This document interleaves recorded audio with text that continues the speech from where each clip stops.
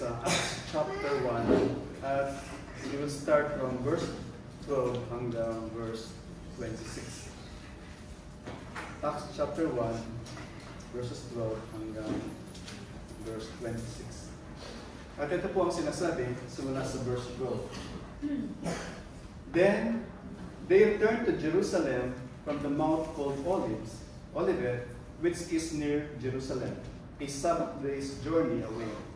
And when they had entered, they went up to the upper room where they were staying. Peter and John and James and Andrew, Philip and Thomas, Bartholomew and Matthew, James the son of Alphaeus, and Simon the Zealot, and Judas the son of James. All these with one accord were devoting themselves to prayer together with the women and Mary, the mother of Jesus, and his brothers. In those days, Peter stood among the brothers.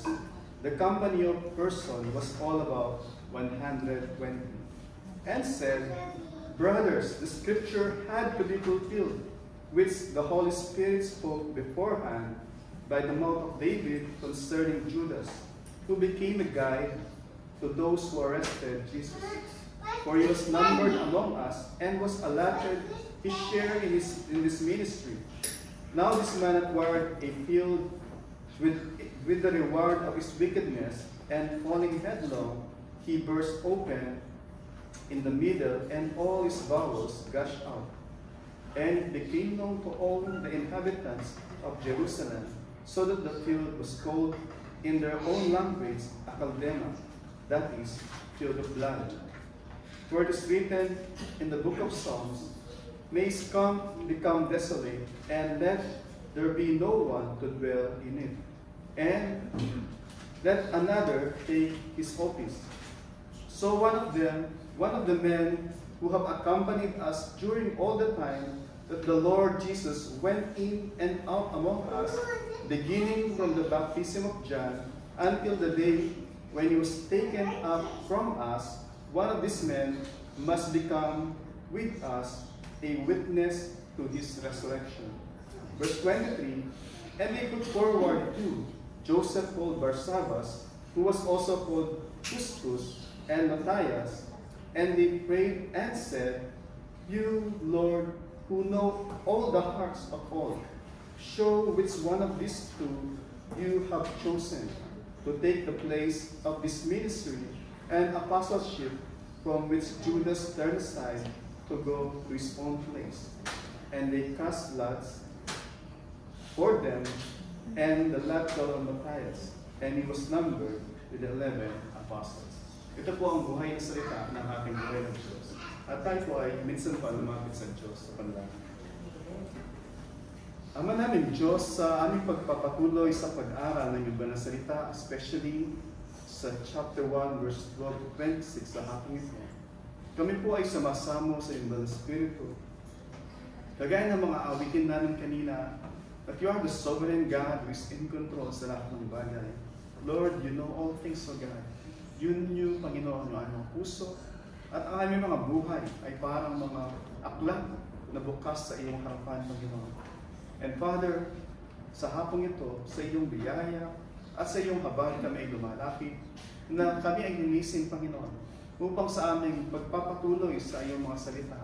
Ito ay makapag-ministeryo sa aming mga buhay, at kami, Panginoon, ay patuloy na hindi lamang ma-inform, bagkus ma-transform na iyong mga salita, at kami, Panginoon, ay maayon dun sa kalooban mo, at ang aming mga buhay ay magsilbing pagsamba at pag-alay sa inyo, Panginoon. Lord, maraming salamat. Aming panlangin na i-glorify niyo po ang iyong pangalan sa aming pagpapatuloy sa tanging pangalan ng ating Panginoon Jesus. Amen. Kayo po ay makakaupo.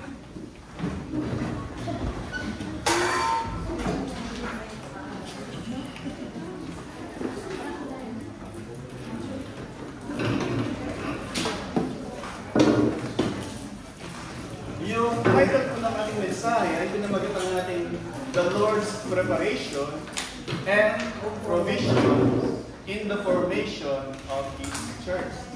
Namata natin doon, The Lord's Preparation and Provision in the formation of His church.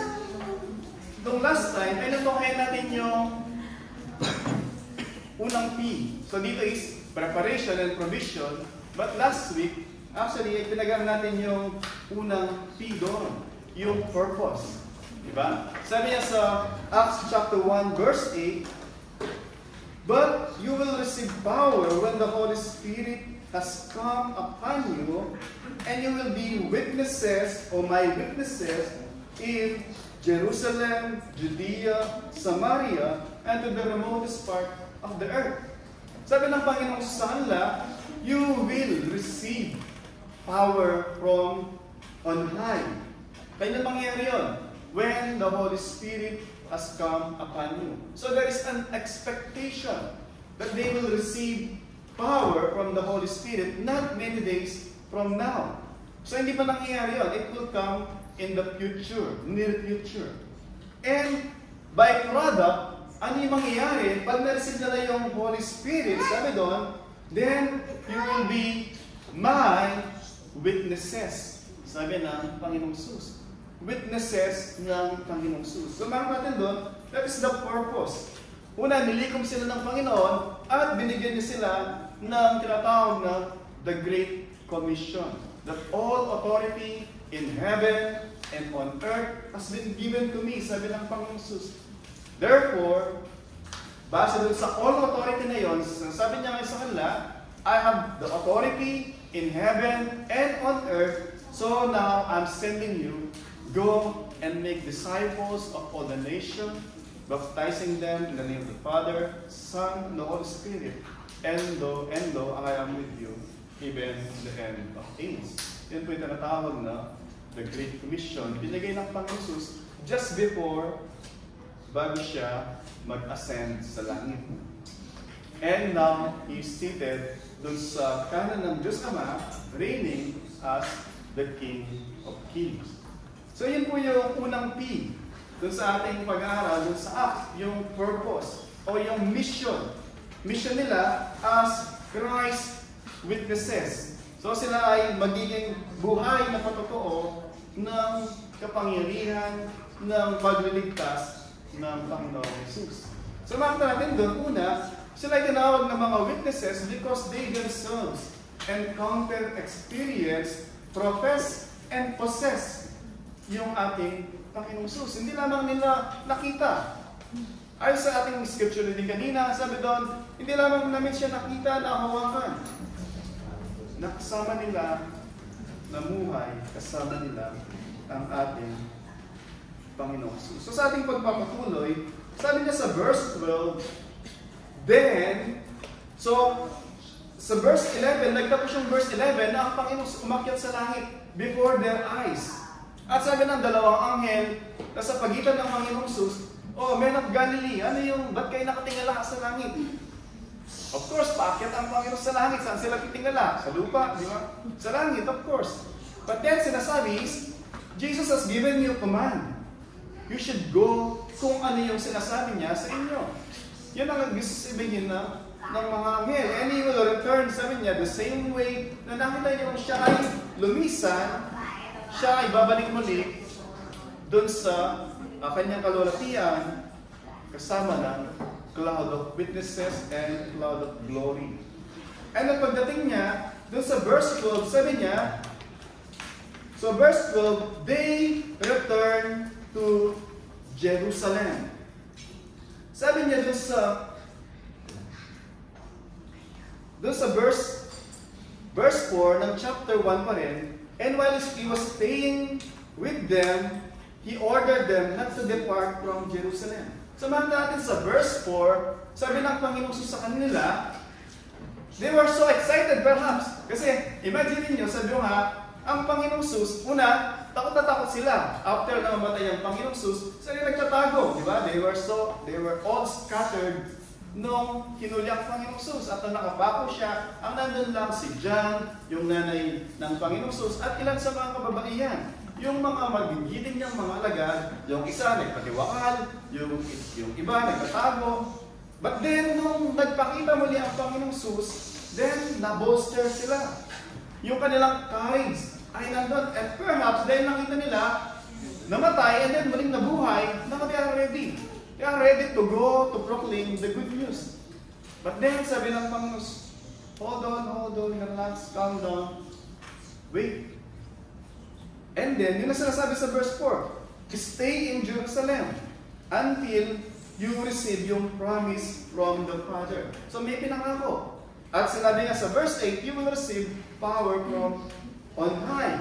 Yun yung promise na Holy Spirit na hindi lamang makakasama nila, hindi lamang sasamahan sila, but mananahan sa kanilang mismo, sa kanilang mga puso. So makita natin dito, and then pagdating sa verse 12, they return to Jerusalem kasi nandun sila sa Mount of Olives. So instead na pinaka-safe na place ay magtago sila sa kanya-kanya ng mga tahanan o saan man na lugar na perhaps ay hindi alam ng mga religious leader. Pero bumalik sila sa Jerusalem. So makita natin doon una yung risk na yung kanilang willingness na sumunod sa Panginoon, and they return to Jerusalem. Nandun yung center ng yung mga hatred na, o yung mga napupuot ng mga religious leader sa Panginoong Jesus. Nandun sila halos. But then makita natin dito, sabi nga, yung unang preparation na makita natin sa verse 12 na ginawa ng Panginoon sa una, sabi niya, bumalik kayo sa Jerusalem and stay there. Unang makita natin na preparation there is the Lord Jesus Christ training them to obey. And they obeyed. Makita natin, hindi sila nagkanya-kanya. They returned to Jerusalem as the Lord had commanded them to sa verse 4. So makita natin dito yung, until this time, yung New Testament church, hindi pa siya nag-perform. Mag-perform pa lang siya later on pagdating sa chapter 2. Pero makita natin dito, in the formation of the early church, ipapanganak sa chapter 2, nakita natin yung kamay, yung kapangyarihan ng Panginoong Jesus, yung preparing yung mga witnesses na to para pagsilang ng church sa chapter 2, they are all ready and prepared. Doon sa kanilang masasaksihan. And then sabi niya, which is near Jerusalem, a Sabbath day journey away. So ano sinasabi po doon? Yung Sabbath day journey, kung babasahin niyo yung sa Numbers, sa Old Testament, Genesis, Exodus, Leviticus, Numbers, yung pang-apat na book sa Bible, nung nandun sila sa wilderness, yung temple, tabernacle, wala pang templo noon, tabernacle, nandun siya sa center. Example, ito yung tabernacle nasa center, and then, yung 12 tribes, nakapaikot sila, not necessarily circle, but in a formation na kung saan, yung pinakadulo na tribe, dapat pag maglalakad siya during Sabbath, kasi bawal sila magtrabaho, during Sabbath, from the edge until the center, dapat ay makakating sila doon for worship day. Yung tinatawag na Sabbath journey. Perhaps around 1.2 kilometer na walk. So yun yung kanilang tinatawag na Sabbath journey na binabanggit dyan sa verse 12. So yung ibig sabihin nun, so yung purpose niya is they can walk even during the Sabbath for the purpose of worshiping the Lord. So pwede sila maglakad during Sabbath so long as na ito ay within dun sa premises na sila ay makapunta dun sa bahay-panambahan ng Diyos to meet the Lord dun sa tabernacle. And then sabi doon, verse 13, and when they entered, they went up to the upper room where they were staying. And then, nakita natin dito, si Pedro, natin, couple of days earlier, sabi dito sa, later on, na ang Panginoong Jesus ay nag-stay kasama nila ng around 40 days. 40 days na nakasama ang Panginoong Jesus. Natin, before this, si Pedro, siya ay tinatwa niya ang Panginoong Jesus. And imagine niyo yung pinaka-matapang, magiting, na lingkod ng Panginoong Jesus, sa yung una-unang kauna-unahang nagtatwa sa Panginoon. And then, this time natin dito, we can see a different Peter. Different Peter, makita natin dito, bakit ko nasabi yun?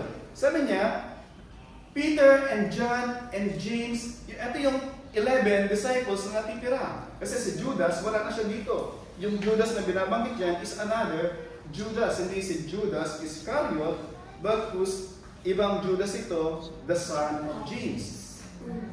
And then verse 14, sabi doon, all this with one accord. Nakita natin sinasabi dito, all this with one accord, ano yung ginagawa po nila? Devoting themselves to prayer together with the women and Mary, the mother of Jesus, and his brothers.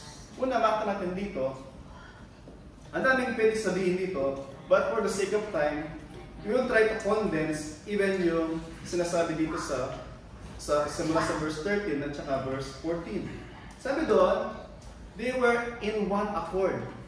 Yung word na one accord, usually ginagamit sa Bible, I think more than either 12 or 14 times binabanggit sa New Testament that they are with one heart. Not only one spirit, one mind, one purpose, one Savior, but because they have one heart. So nandun sila, they were united. United sa purpose, united in Christ, united yung kanilang mga puso, devoting, sabi doon, devoting themselves to prayer. So nandun makita natin dito, yung pinapanalangin nila, dati kasama lang nila, and this time, because he already ascended to heaven, the only means of communication, dati, alapit lang sila, gigisingin, di ba, natutulog sa bangka, sila ay dinabayin ng mga bagyo, at malakas na hangin, at alon, gigisingin lang nila, Panginoon, hindi ka ba nag-aalala na tayo ay about to perish? But this time, He's not present physically. Ano na sa langit? The only means to talk to Him, to communicate sa Kanya, is through prayer. And makita natin dito, sila ay nananalangin. And sabi doon, together with the women and Mary, the mother of Jesus. Si Jesus Christ, siya yung Savior even ni Mary. Hindi po si Mary ay tagapagligtas kagaya ng Panginoong Sus. Contrary sa sinasabi ng ilan na, hindi, kaya nga nanalangin na kay Mary, kasi si Mary is equivalent na tagapagligtas kagaya ni Kristo. O si Mary, lalapit tayo kay Kristo. Kaya natin dito, even si Mary, hindi siya nanalangin, Hail Mary, full of me. Diba? Hindi po ganon. Because even si Mary, he is praying to his Son, Jesus Christ. Makita natin yung Mary Magnificat at yung panalangin niya, nung nagpakita sa kanya si Angel Gabriel, siya ay umawit. Na, kung saan, makita natin doon, si Mary, in-expect din niya na yung nandun sa kanyang sinapupunan, na i-conceive niya through the power of the Holy Spirit, will be her Redeemer. So makita po natin dito, si Mary, an example siya ng isang woman na nandun yung obedience niya, trust niya sa Diyos na kanyang tagapagligtas. Maganda yung ehemplo niya. Kaya lang minsan, madalas marami mga tao, iba yung binibigay na example sa kanya. Instead naggayahin pamarisan yung kanyang ginawa na pagtitiwala sa kanyang anak bilang kanyang tagapagligtas, yung ginagawa ng iba ay siya yung object ng kanilang devotion, object ng kanilang confidence na sila ay diringgin pag nanalangin sa Kanya at siya yung maglalapit dun sa Diyos Ama o sa Diyos Anak. And then sabi doon, nakita natin, and his brothers.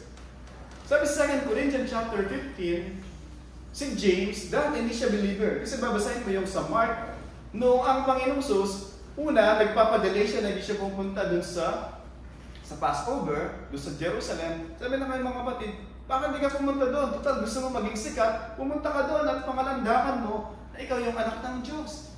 And then yung parenthesis ni Mark, dahil yung kanyang mga kapatid ay hindi naniniwala sa kanya. Mga kapatid niya, hindi naniniwala sa kanya. Imagine mo, lumaki ka, kasama yung mga kapatid mo, then kaklaim mo, you are the Son of God. Ba? Katabi mong matulog sila lagi, kumakain kayo, same na pagkain.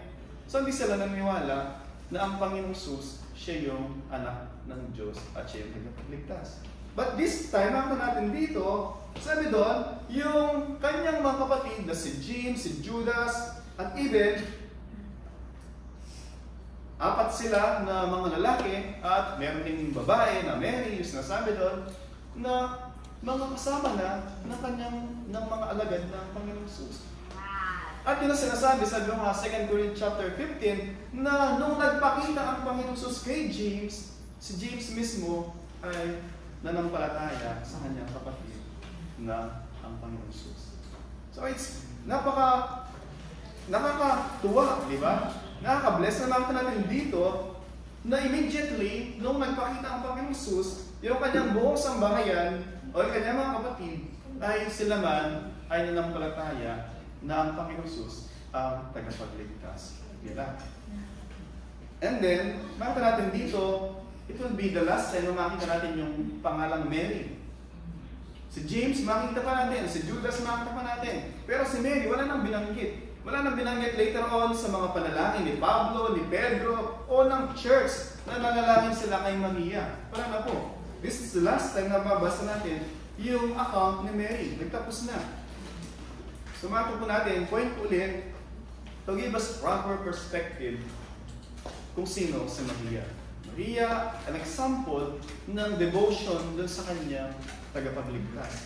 At kanyang tagapagligtas, ang kanyang anak na muling nabuhay.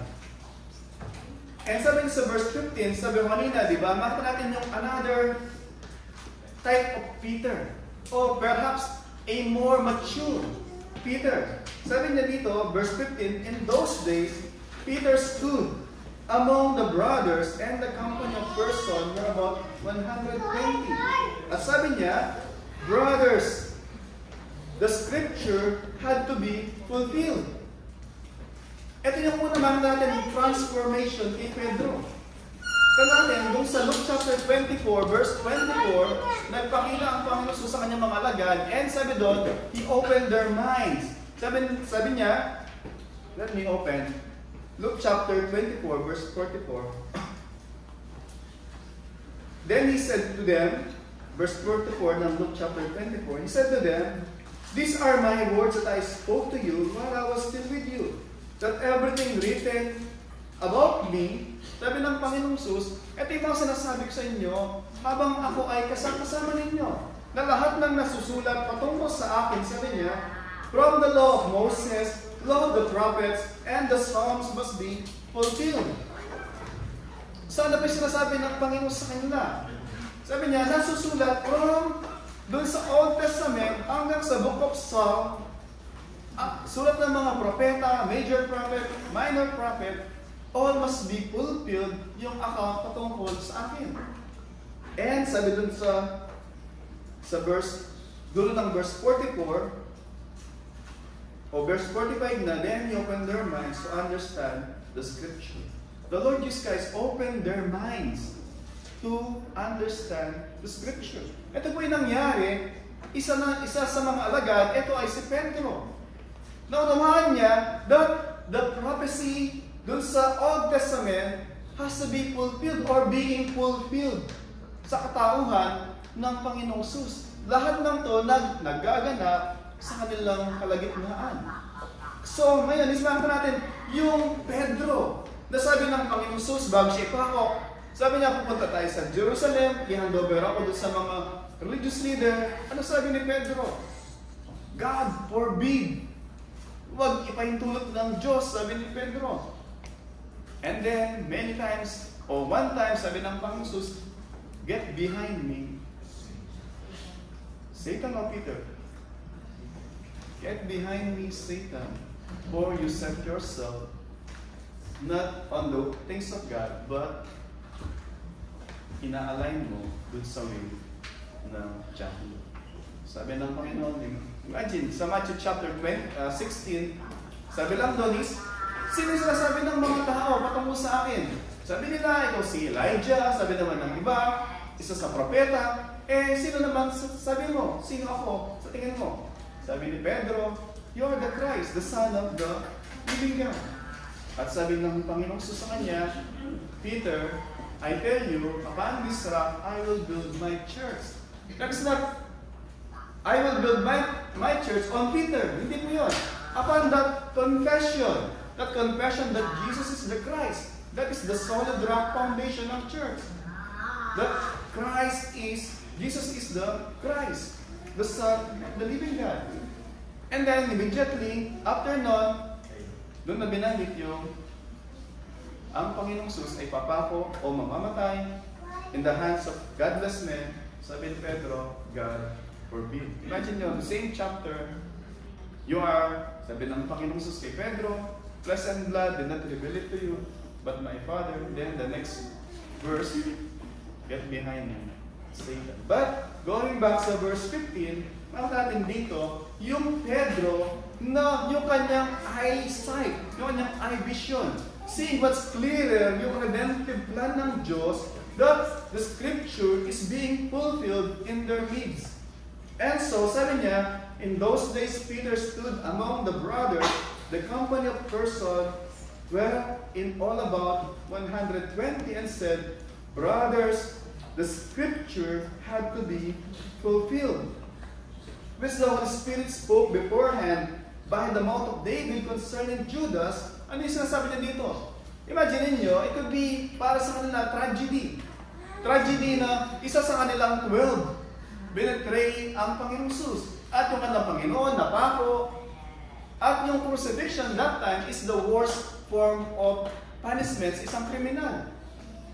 Because nakapako sa krus and perhaps naked na nakabayubay ang katawan doon sa krus.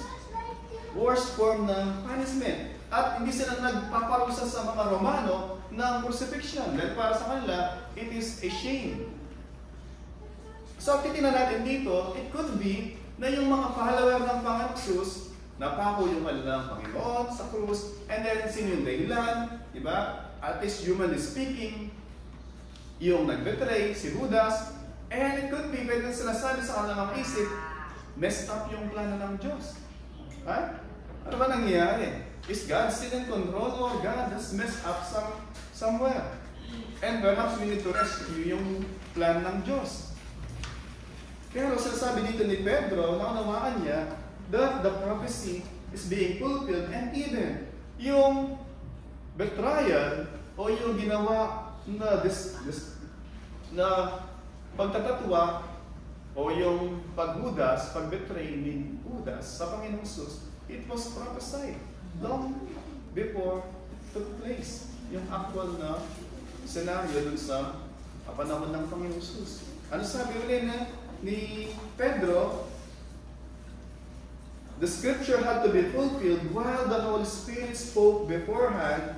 Sabi doon, beforehand, by the mouth of David concerning Judas, who became a guide to those who arrested Jesus, for he was numbered among us and was allotted his share to this ministry.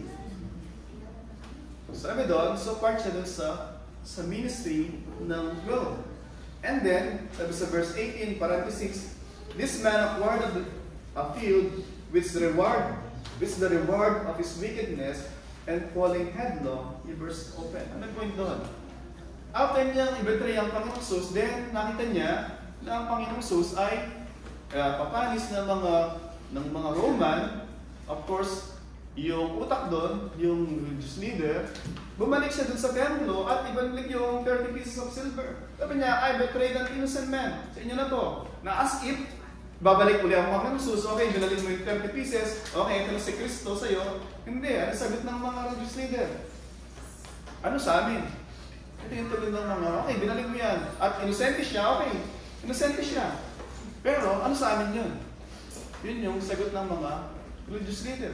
Pero even si Judas, makita natin doon, sabi niya, I betrayed an innocent man. Yes, kiniklaim niya na si Kristo ay inosente, but he never claimed that Jesus is God. He is Christ, He is Savior. I betrayed my Lord. Hindi niya sinabi niya. I betrayed my Redeemer. I betrayed an innocent man. At even yung si Caiaphas, si Ananias, alam nila na inosente ang Panginoon Jesus. So they're all the same feather na naniniwala sila na si Kristo ay inosente. But they never claimed na siya ay Panginoon at tagapagligtas. At least, hindi nila kiniklaim ang Panginoon Jesus na tagapagligtas. So si Judas, hindi siya nagsisi sa kanyang kasalanan. nagsisi siya na binatray niya yung inosenteng nilalang.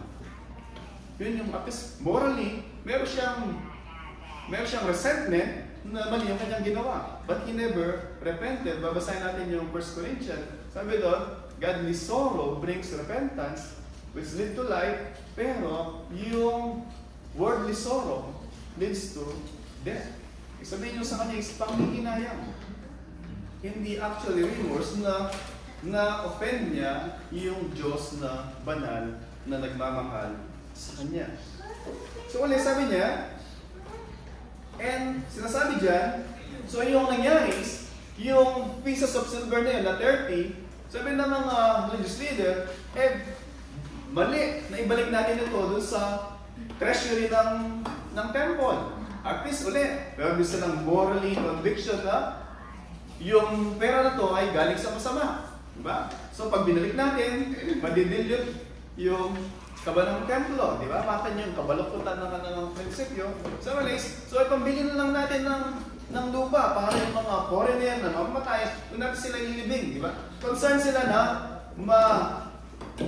mahaluan na impure yung kaba ng templo while their hearts ay full of, sabi doon, dead man's bones. Diba? Parang umaalingasaw sila, mga tundod yung kanilang kahalintunan, habang concerned sila dun sa mga panglabas na mga religious na mga paniniwala kunla. So sabi doon, si Judas, nagpatiwakal, perhaps umakit sa puno, and then nagtali, kasi he hung himself, sabi doon, but then perhaps yung sa kanyang pinaghang yung kanyang sarili ay maraming bato-bato at nalaglag siya, sabi doon, then yung kanyang abdomen ay nag-burst siya, bigsan pumutok. So makita natin doon na sabi doon sa he was numbered among us and was allotted his share. Now this man acquired field with the reward of his wickedness, and falling headlong burst open in the middle yung kanyang bawal, sabi doon, gas out. So makita natin doon yung tragic end ng isang nakasama ang Panginoon Jesus ng 3 years, nakasamang gumawa ng manghimala, and perhaps may mga napatanggap si Judas na lumapit sa Panginoon. Pero makita natin yung so near yet so far, diba? Nandun na, kasama na, nahawakan, nakita, nakasama, nakakwentuhan. The fact na siya ay treasurer, ibig sabihin, siya yung pinagkakatiwalaan sa throne. Pero makita natin, si Judas, nandun na yung opportunity, pero pinalampas pa niya. Sabi nga, so close, yet so far. And very sad po yun. Ang sabi niya, pagdating dun sa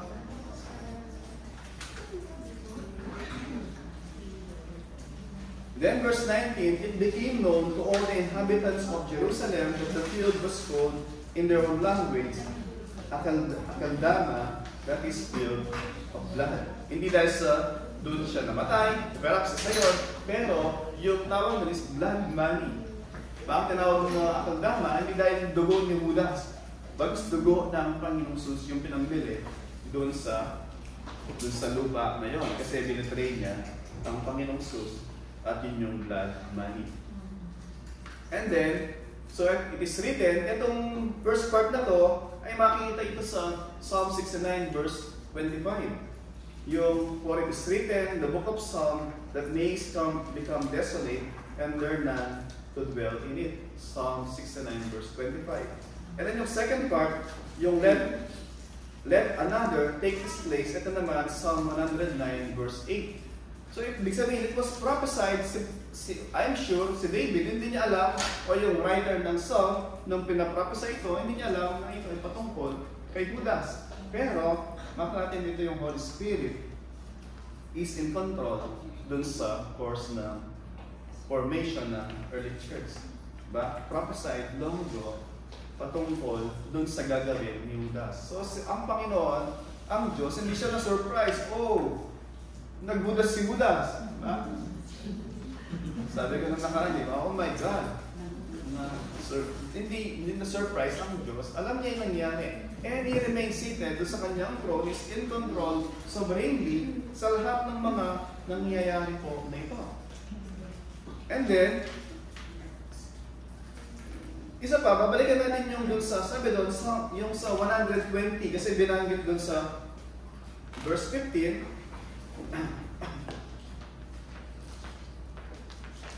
verse 15, na kung saan is, Peter stood, okay, tuloy natin, then balikan ko mamaya. So tuloy natin sa verse 21, so one of the men who have accompanied us during all the time that the Lord Jesus Christ went in and out among us. So ano yung panukala dito ni Pedro?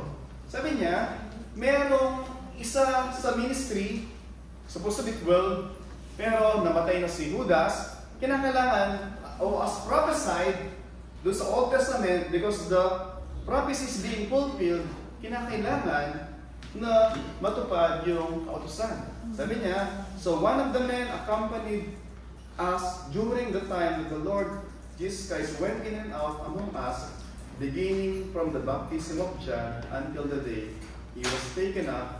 One of these men must. Sabi niya, must. Pag sabi mo must, sabi ni Ate Kate, ano yung pagkakaiba ng must dun sa should?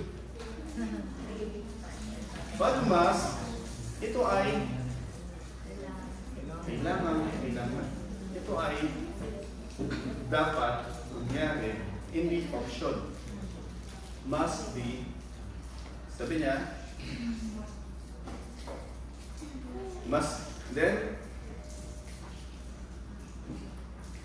beginning from the baptism of John until the day He was taken up from us, one of these men must become with us a witness to His resurrection. Tanda natin, picture is 120 silang nandun. Out of those 120, merong 11 na among those 12 disciples. Pero, yung 12 sinasabi, kinakailangan mo hindi yung 12. Bakit? Because the prophecy prophesied about Judas na mag-betray is being fulfilled. And ano sabi dun sa dulo ng verse 20? Let another take his office. Ibig sabihin, it was also prophesied na someone has to take yung place ni Judas. So makita natin doon, sabi ko kanina, makita natin dito yung transformation kay Pedro. Una, tanong niya sa kanyang sarili, sa kanyang mga kasama, ano ba yung sinasabi ng kautusan patungkol kay Judas? Ulit. Si Pedro, kasama dun sa upper room, di ba, tinuruan siya ng Panginoong Jesus about the scripture beginning from Genesis, Exodus, sabi doon, the law, and then the prophets, and then yung Psalm, at the Lord opened their minds to understand the scripture. So nakunungan nila yun. And then this time, sabi ni Pedro, as they are, na nagiging clear sa kanila that the prophecy is being fulfilled, na nangyari na nagpakamatay si Judas, at nakaprophesy din na dapat palitan yung kanyang pwesto o someone has to fill his position bilang one of the 12 disciples. Ngayon is, sabi ni Pedro, it is necessary to fill yung kanyang na desert na place o na position bilang apostol. So, makita natin dito, gusto kong point sa inyo is, si Pedro, he asked, ano ba yung sinasabi ng scripture? Lagi, makita natin dito, dati si Pedro, ura-urada lagi, di ba? Ito gusto mangyari, okay, gawin natin kagad, di ba? Pero this time is, siya rin nangunguna from being lagi nagmamadali, this time, si Pedro, ano ba yung sinasabi ng scripture patungkol kay Judas? Ano ba yung nire-require ng scripture patungkol sa papalit kay Judas? And is, lagi, what does the scripture tells us about this particular sitwasyon natin? So lagi ngayon, yung makita natin, yung formation ng early church, yung Holy Spirit o yung Panginoon Jesus, pinaprepare niya kanyang mga alagad na magkikerry ng mission, magkikerry ng pag-witness. Ngayon is kanilang laging basihan, laging tanong, what the Scripture, ano sinasabi ng Scripture sa bagay na ito. Hindi na patungkol lang ano ba yung feeling natin, ano ba yung sa tingin nyo. Hindi na ganon. Ang kanilang batayan, ano ba yung sinasabi ng Scripture. Amen. At yun yung kanilang ginawa. And then, sabi doon, makita natin dito, one of these men, so ang ginawa nila is, meron na silang kinwalify. Diba? Una, may qualification na binanggit, dapat nakasama natin for 3 years, nasaksihan ng nabuhay na muli ng Panginoong Sus, at pinili ng Panginoong Sus. So, ito yung qualification ng apostol o apostol. So, pagka ngayon, merong magsabi na siya ay apostol. Apostol Kibuloy. Sabi niya, maniwala kayo na kung yung first name niya, apostol, Kibuloy, apelido niya, it's okay, di ba? Hindi siya nag-claim na siya ay apostle of Jesus Christ. Diba? So, point natin is, maliwanag po na sila sabi dito sa verse 21 na yung qualification ng isang apostol, someone who lived with Christ for 3 years. Nasaksihan na nabuhay muli ang Panginoong Jesus and He was commissioned by the Lord Jesus Christ. Exemption po ito, si Apostle Pablo, nasabi niya, Apostle Pablo, I persecuted the Church of Christ. I was the one who was untimely born. Pero, lagi sinasabi, hindi ba ako apostol? Sabi niya, nagpakita sa amin ng Panginoong Jesus and He commissioned me to become an apostle to the Gentile. Si Apostle Pablo, nagpakita rin sa kanya ang Panginoong Jesus. Kaya nga, sabi niya, ako ay special case na apostol. So, makita natin dito, una, so balikan natin, sabi niya, so, una, may kinwalify na silang dalawa, and then, yung dalawa na to, pupasabi na sila dun sa criteria. So, parehong pasado sa criteria, pareho na qualified, and pinag-pray nila. However, makita natin dito, sabi doon, and they put forward to Joseph called Barsabas, who was also called Justus, and Matthias, and they prayed and said, You Lord knew the hearts of all. Ano yung unang claim nila dito? Lord, you are the sovereign one. You knew all things. What we do not know, you know. And we rest sa inyo yung pagpili. And in fact, ito yung makita natin dito, yung sinasabi dito ni Pedro, ikaw yung pumili sa amin na 12. Hindi nagbotohan yung kongregasyon na wala pa noon, o yung mga alagad mo na mayroong follower na siya, hindi sila nagbotohan, ito yung 12 na gusto namin. Hindi ganon. Sila mismo, nangingisda, come follow me, I'll make you a fisherman. Pero nakaupo dun sa tax booth, come follow me, sabi niya kay Levi. And then, iniwan nila lahat ng kanilang ginagawa, sumunod sa Panginoong Jesus. The Lord Himself handpicked them. Wala pong ibang nagpili sa kanila, kundi ang Panginoon. So, this time is, alam nila, they recognize that they cannot make an apostle. All they can do is to recognize yung pipiliin ng Panginoon. So, yung pagkakas nila lang lahat, hindi ito sugal. Nag-gambling na, magda-dice tayo, legal pala yung, biblical pala yung gambling, yung dice. Hindi. But knowing na they recognize that God can intervene supernaturally para i-determine sino ba yung pipiliin niya sa dalawa. Kasi pinag-pray nila, una sabi mo, pareho silang qualified. Pareho silang witness. Either sa kanila, pwede. However, yung pagpili does not rest sa kanila. Bagkus, yung Panginoon na nag-designate kung sino yung 12 disciple o apostle, siya yung magpapasya providentially through the throwing ng dice. Sabi sa Proverbs, the dice is cast in the lap, but the outcome is of the Lord. At saka nung Old Testament, yun yung kanilang form, known during their time. If you want to seek yung will ng Panginoon, wala kang written scripture, at least during the time ng Panginoong Jesus, meron na yung Septuagint. However, until that time, yun ang common na kanilang ginagawa in sincerely praying to the Lord, and then para masik yung kalooban ng Panginoon. However, in our time, meron tayong Holy Spirit na nag-illumine sa ating mind. Meron tayong guide book. Diba? Ito yung lampara ng ating daraanan, o lampara ng ating paa, at ilawan ng ating daraanan. Amen. Babalikan natin yung sabi ko kanina na yung 120, sabi ni Pedro, di ba? He stood with 120. Actually, yung Matayas, never mo na rin makikita sa Bible after nito.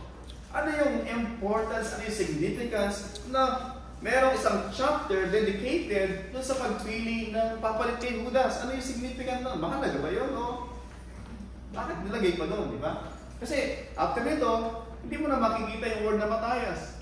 Yung Barsabas, makikita mo pa, kasi magiging kasama ni Pablo, di ba? Hindi, ito yung isang unang parang komentaryo o side note. Yung sa dalawa, nung may pinili na isa, hindi sabi ng isa, magtatayo na lang ako ng sariling religion ko. Hindi ako napili. Diba? O hindi kayo na lang dyan. Naitsapwera ako eh.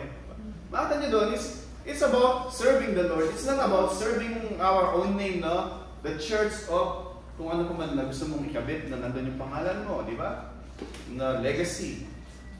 Nakarating dito, pinili, hindi pinili.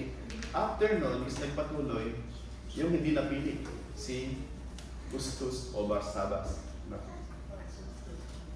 Pero, si Matayas, sabi nga, after nito, never mo nang makikita ganyang pangalan.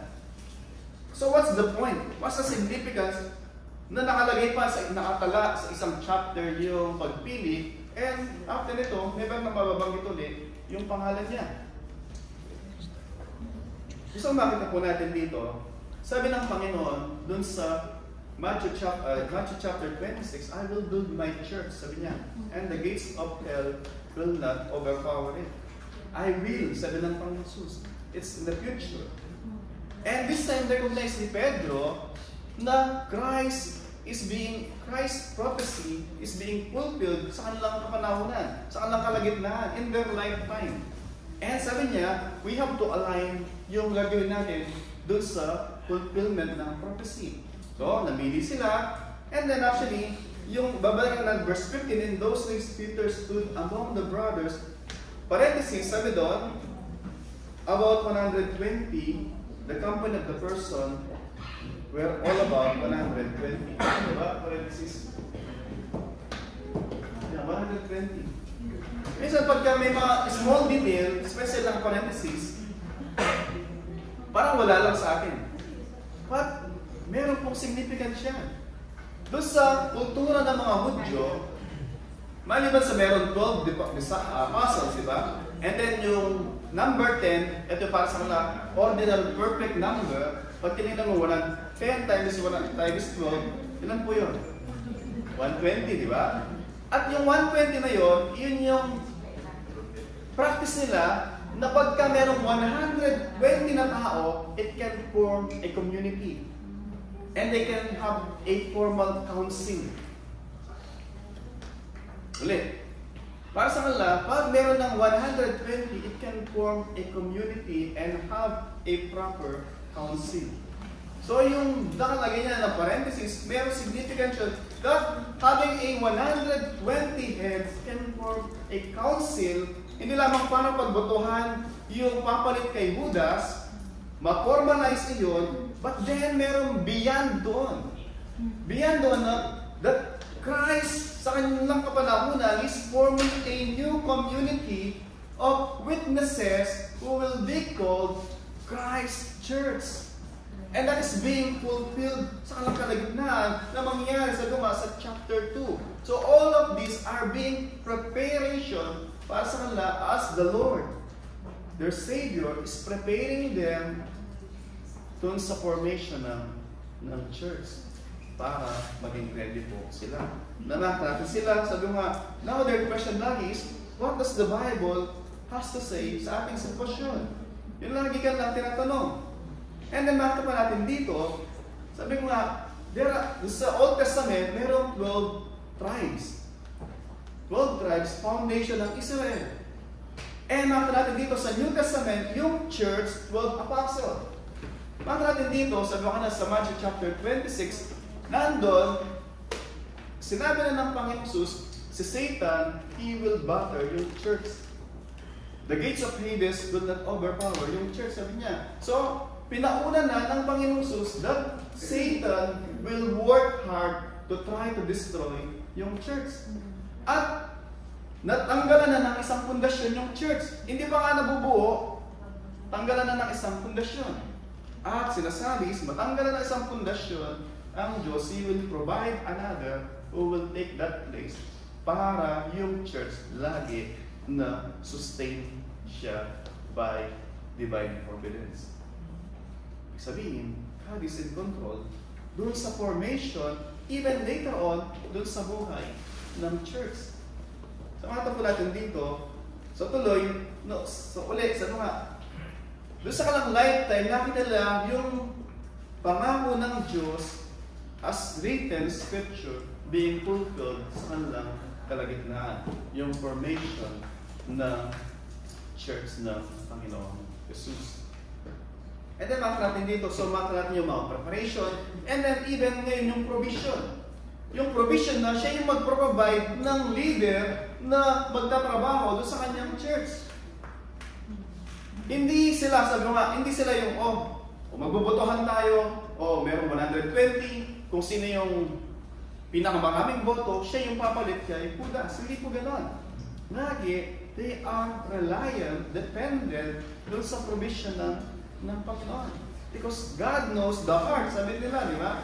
You, God, knows the heart of men. Kasi kahit tayo, di natin alam yung puso ng mga tao.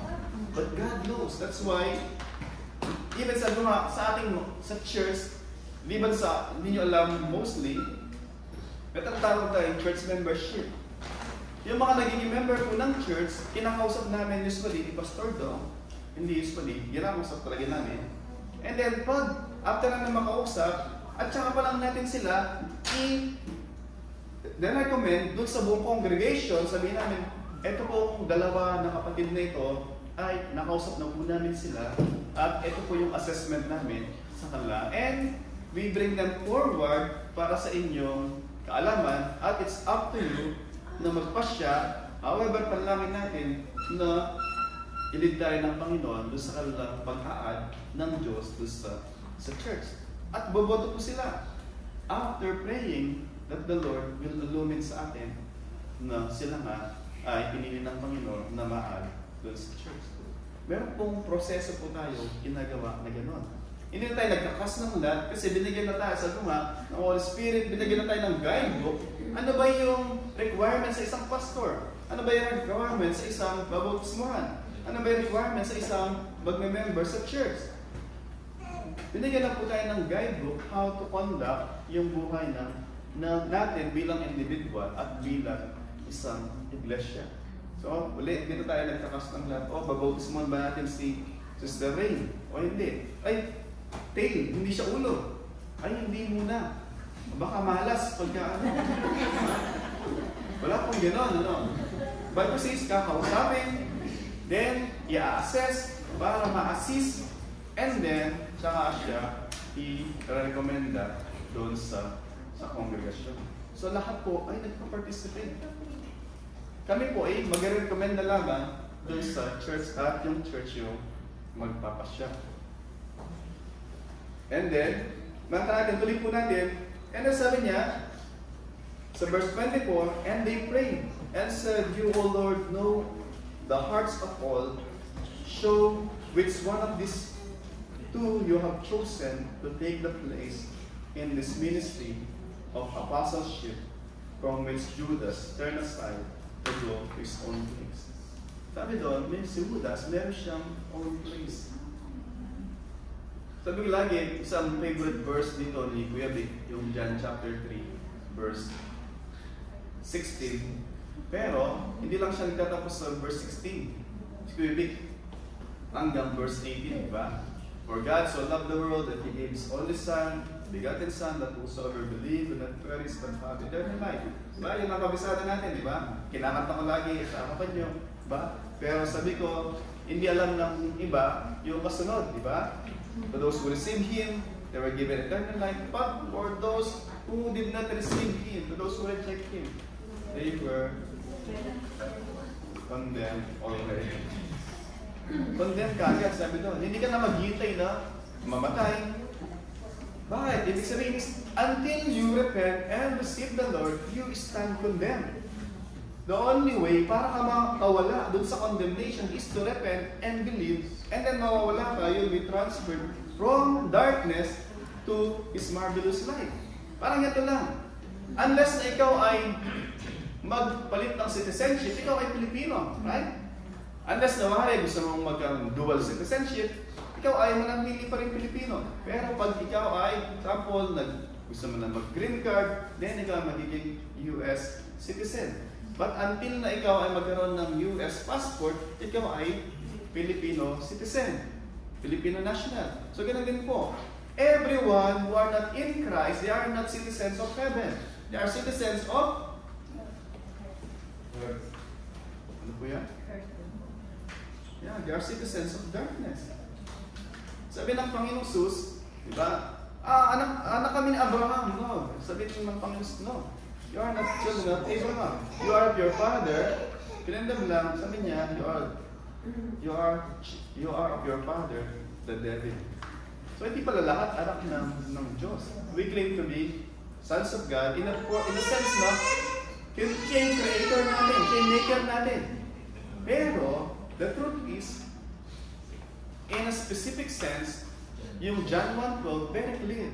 To those who receive Him, those who believe in His name, He gave them the right to become children of God. So meron pa lang in a specific sense, the children of God, and the rest, they are children of the devil. Yes, we are all created by God. However, in specific sense, kung anak ka ng Diyos, you are secured sa kamay ng Diyos. Kung anak, sabi ko nga lagi, isang simpleng illustration, di ba? Meron ako 4 na anak sa biyaya ng Panginoon. Gagawin ko lahat within my power sa biyaya ng Diyos na ibibigay sa kanila kung ano yung the best na alam ko para sa kanila. Ako ay tao na makasalanan. However, ninanais ko yung kakabuti nila. Eh yung Diyos, banal siya, ang Diyos matuwid siya, ang Diyos mahabagin siya, at kaya niya lahat. Hindi ko kaya. Hindi ko makakaya sila pag-aralin doon sa gusto nilang school eh. Right? Pero ang Diyos, hindi lamang siya matuwid, kaya niya. Sa tingin niyo, kung anak tayo ng Diyos, hayaan niya na hindi tayo makalagay sa ayos. Ilalagay niya tayo at ilalagay niya tayo dun sa maayos. Hindi lang niya gusto. Tapos gagawin niya. Pero, sabi ko nga kanina, yun yung sinasabi sa John 1:12. Those who receive Him, those who believe in His name, He gave them the right to become children of God.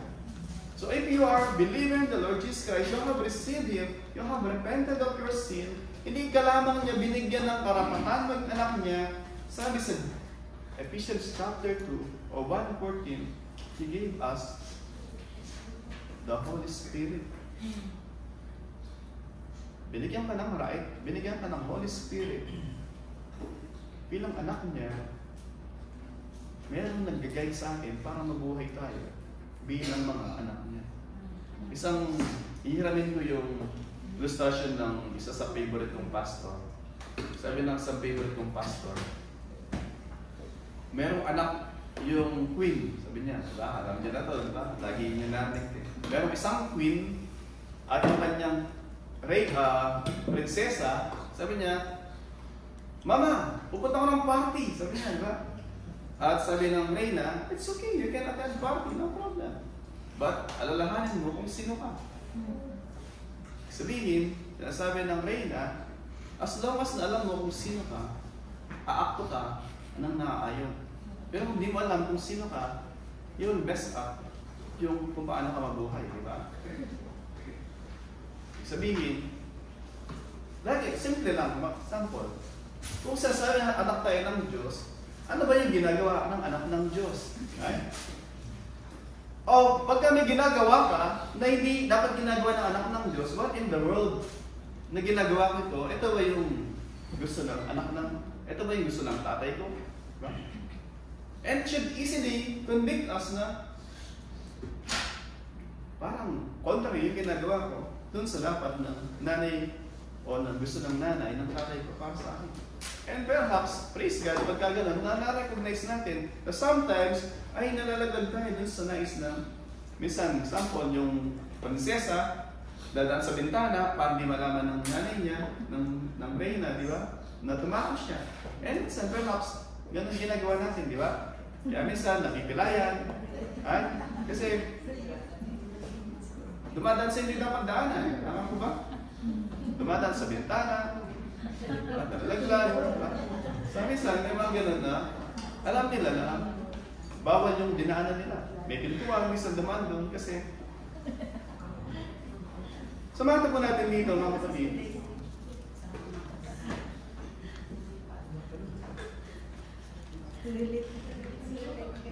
Makita natin dito sa pasahe na to.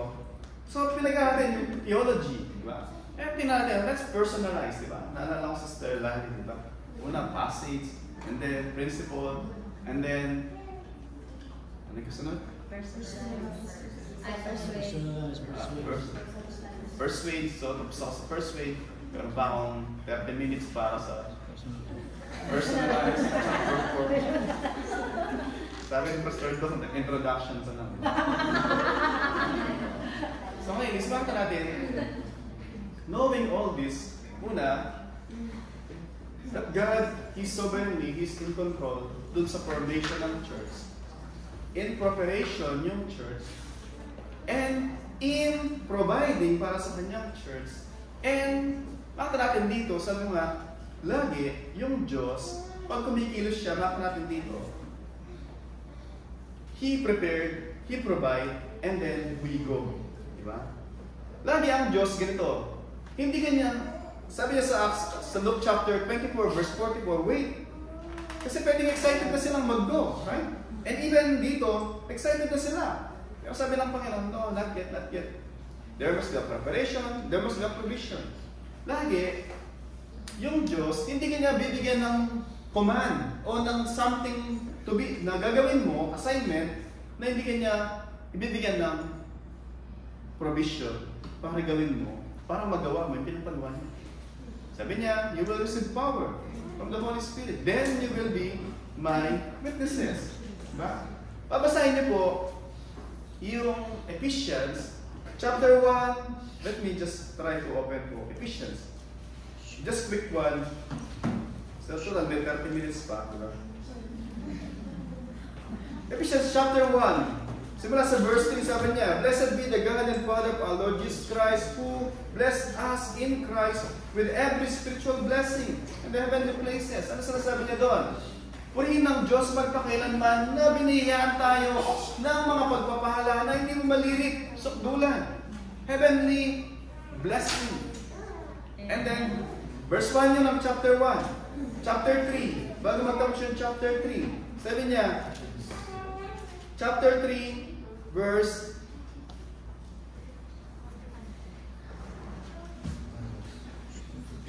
16, sabi niya, verse 14, sinunod sa verse 14 ng Ephesians chapter 3. For this reason, I bow my knees before the Father, from whom every family in heaven and on earth is named, that according to the riches of His glory, He may grant you to be strengthened with power through His Spirit in the inner being, that Christ may dwell in your hearts through faith, that you, being rooted and grounded in love, may have the strength to comprehend with all the saints. Ano pa yung sinasabi ko lang dito? Chapter 1, chapter 2, chapter 3, nilahad niya lahat. Yung mga pagpapala at even yung mga provision na available sa atin in Christ. And then, after niyang nilahad na yon, chapter 3 o 3 chapters natin niya in Christ, this is who you are. Ulit, sabi niya, kay Kristo, eto kayo. Alam niyo yung prinsesa kanina, tsaka yung reyna, di ba? Alalahanin mo kung sino ka. So sinasabi ni Pablo, alalahanin niyo kung ano yung mga spiritual blessings available sa inyo bilang mga anak ng Diyos. And then, after nun, sabi niya, pagdating sa chapter 4, ito na yung masasabi niya. I, therefore, a prisoner of the Lord, urge urge you to walk in a manner worthy of your calling. Uli, sabi ko nga, in-expect niya na ito yung gagawin mo, not until and unless, sabi niya, ito yung mga resources given to you for you to be able to walk yung buhay na hinanda ko para sa inyo. Sabi ko, simple lang po.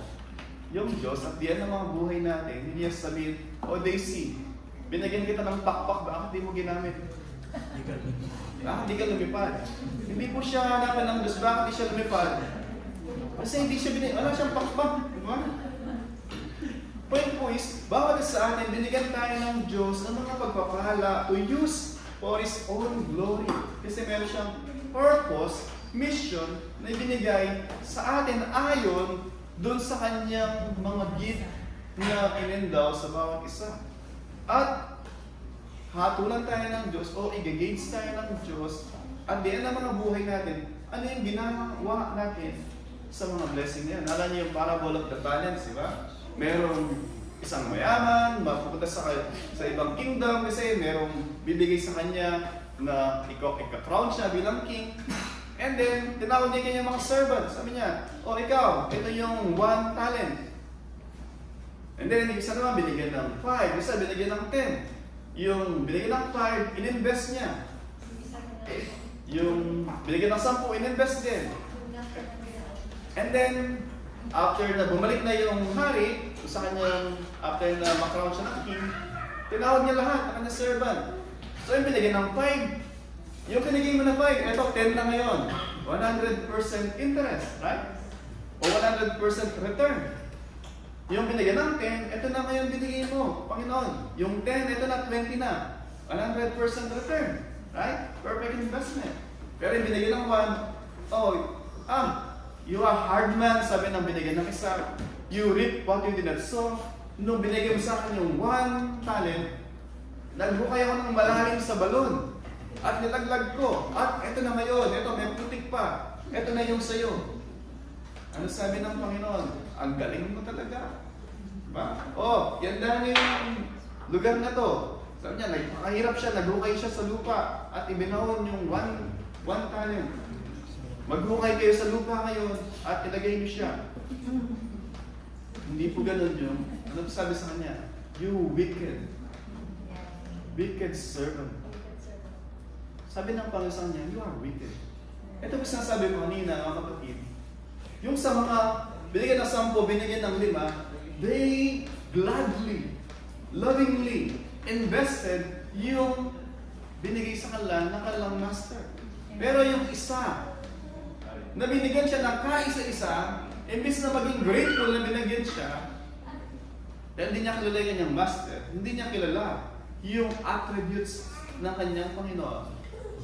Hindi niya kilala na akala niya love lang yung kanyang Diyos. Pero hindi lang siya para love. He's just. He's holy. Nung binalik yung isa, sabi niya, at least naging sana sa bangko.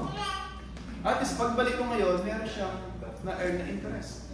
Pero itapon niyo yung worthless, sabi niya, sabi ng Panginoon, throw that worthless servant doon sa kadiliman where there will be weeping, gnashing of teeth, and he will be there day and night, tormented habang buhay. Mga kapatid, pinapakita lang doon that there are people. Yes, they were given gifts.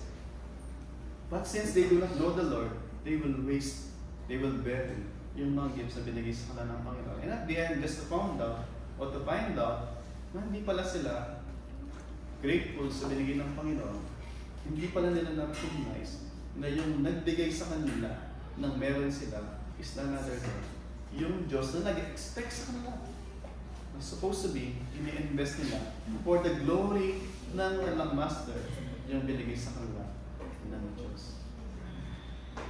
Sabi po sa Ezekiel chapter 36, ito yung kanina favorite verse ni Kuya Dick, yung sinasabi ko. Ito naman favorite verse ni Kuya Maglon, yung Ezekiel chapter 36, simula sa verse 25, and then hanggang 33. Ito yung sabi, Ezekiel chapter 36, magtapos po tayo sa kwento na to. So magtatapos ako sa isang kwento. Pero yung kwento, kahit biblical siya. Ezekiel chapter 36. Ito po yung kwento. Verse 24 o 25. Sabi ko kanina, di ba?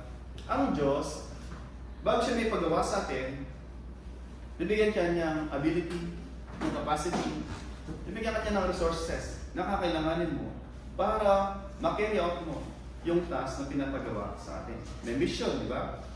Pero, sabi mo nga, bibigyan ka niya ng resources para magawa mo yung pinapagawa niya. First, He will prepare us, and then He will provide para magawa natin yung kanyang pinapagawa. Sabi niya sa verse 25, gusto makita niyo dito, babasahin ko yung mga keyword na gusto ko ng emphasis. Sabi niya, verse 25, I will, simulan niya, I will sprinkle clean water on you. Gusto ko ba na yung I will? It is God speaking. I will. And then verse 26, I will give you a new heart. So, I will, sabi sa verse 24, I will take, or verse 25, I will sprinkle clean water on you, and you will be clean. You shall be clean from all your uncleanness and from all your idols. I will cleanse you. Verse 26, I will give you a new heart. Sabi niya, I will give a new heart. And a new spirit, I will put within you. It's God speaking, I will, di ba? And then, I will remove the heart of stone from your flesh, and I will give you a heart of flesh. So, God speaking. And then, verse 27, I will put my spirit within you. So, I will, sabi niyo ulit. And then, verse 28, after na lahat ng yun, sabi niya, you shall dwell in the land that I gave you to your forefathers, and you shall be, sabi niya, you shall be my people, and I am your God. And then, verse 29, I will deliver you from all your uncleanness, and I will summon you. And, verse 30, I will puro I will po ito. And then, gusto ko makita niyo dito, the only thing na, then you will be careful to observe all that I have commanded you after lang lahat ng sinabi ng Panginoon that I will do this, I will do this, I will do this. Then, you will be careful to observe all that I have commanded you. Yung word na to observe, hindi ibig sabihin ng pagmasdan. Yung word na observe, ibig sabihin to obey all that I have commanded you. Ulit, summarize po natin. Sabi ng Diyos, I will do this. I will cleanse you. I will take away your heart of stone that is disobedient sa akin. I will replace it with a heart of flesh, and I will cleanse you. Then, and only then, you will be careful to observe all that I have commanded.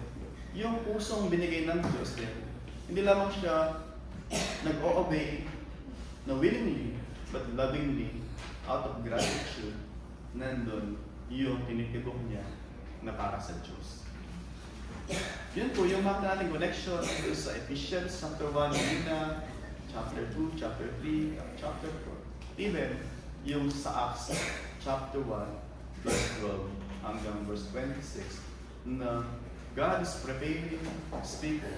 God is providing His people in order to carry out the mandate na sabi niya dun sa Acts chapter 1 verse 8 that you will be my witnesses.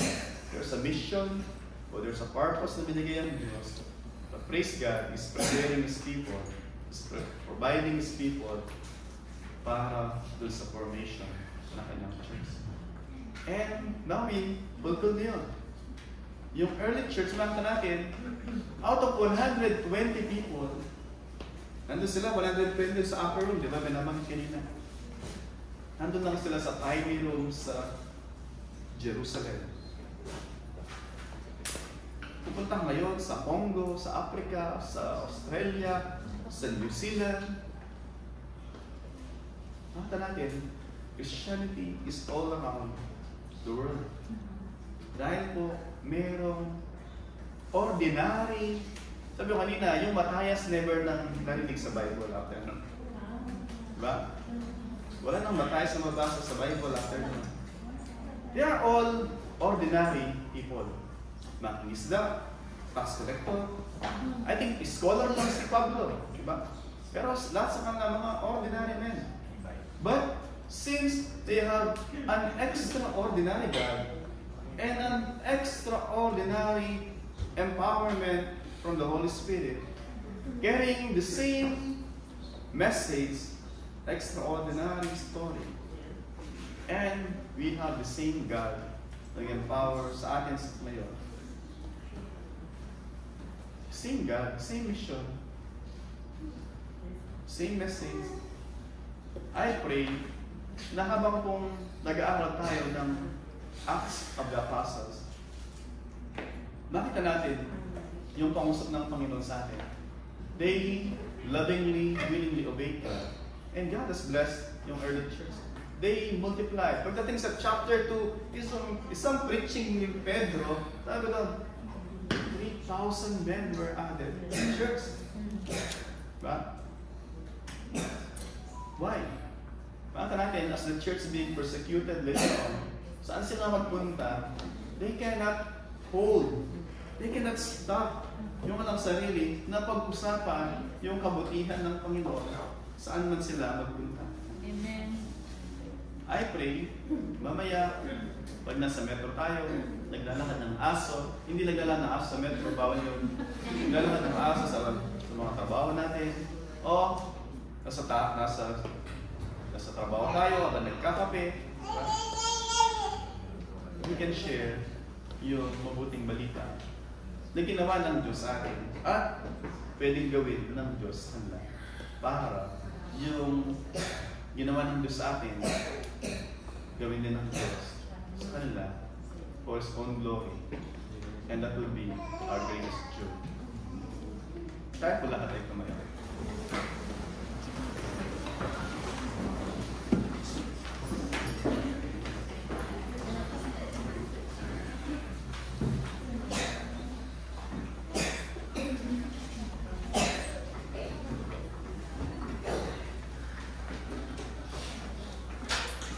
Let us close our eyes and come to the Lord in prayer.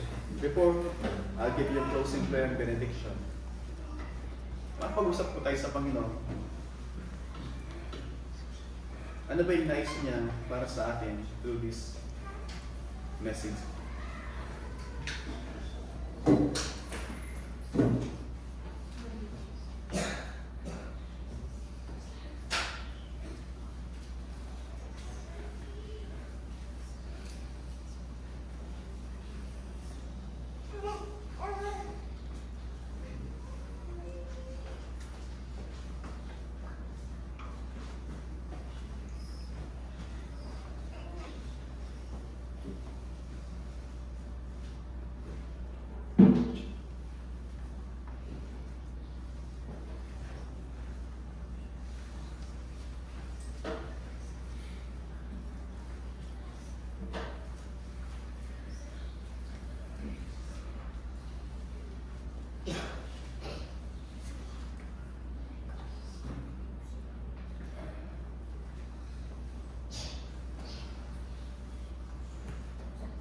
Lord, maraming salamat, Panginoon.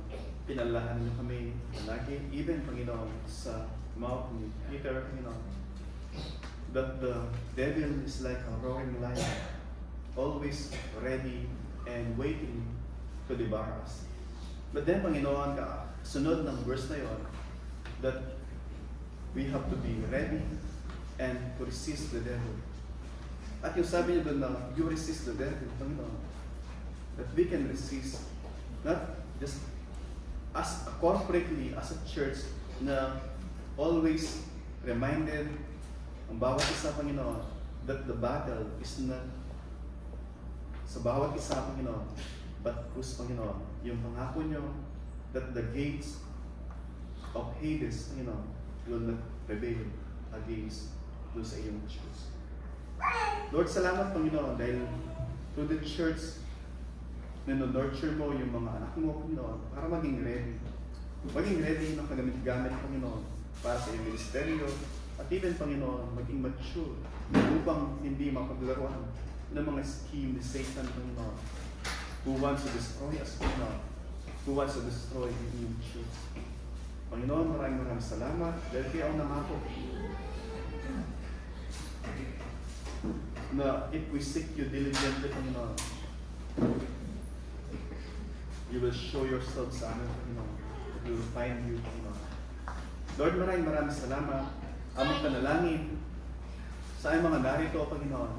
Lord, kagaya ng mga panalangin nila kanina na may mga alagad, you knew yung aming puso. Panginoon, salamat, Panginoon. What a terrorizing na malaman namin na yung mga sekreto namin ay alam ng mga tao sa paligid namin. Who will condemn us perhaps, who will judge us, Panginoon, o chismis kami. Pero kayo, O Diyos, you knew all things, and yes, you are calling us to come to you, to surrender everything to you, Panginoon, because you care. You care sa amin. At ang nais niyo, yung kakabuti namin. At nais niyo, Panginoon, na kami ay ma-reconcile sa inyo sa pamagitan ng iyong anak na aking Jesus na binigay niya ka ng buhay para hindi kami manatili na alienated sa inyo, bagkus kami ay maipanumbalik yung relasyon namin sa inyo bilang aming Ama at aming Diyos. Lord, salamat, Panginoon. Aming panalangin na ang iyong Doon Espiritu ang siyang patuloy na mangusap sa aming mga puso. Lord, aming panalangin na as you move us, Panginoon, may we respond in obedience to sa nais mo. As you are building your church, Panginoon, Lord, nawa yung mga mensahe na ito, Panginoon, na aming narinig would cause us na magkaroon kami ng a new commitment sa iyong church, Panginoon. New commitment sa mission. New commitment in sharing the good news of Christ. Because there is no name under heaven or above that men might be saved except in the name of Christ. Lord, help us as your redeemed people saved by your grace, that we would fulfill, Panginoon, yung mandate namin, the Great Commission to share the good news, Panginoon. Lord, maraming salamat ang panalangin na sa lahat na i-accomplish mo ay malugod ka at kayo lamang ang maluwalhati sa lahat ng itutuloy niyo na magiging bunga ng aming pagsunod sa inyo. And now to Him who is able to keep you from stumbling and to present you blameless before the presence of His great glory with great joy, to the only God, our Savior, through Jesus Christ our Lord, the glory, majesty, dominion, and authority before all time, and now, and forevermore. Amen. Amen.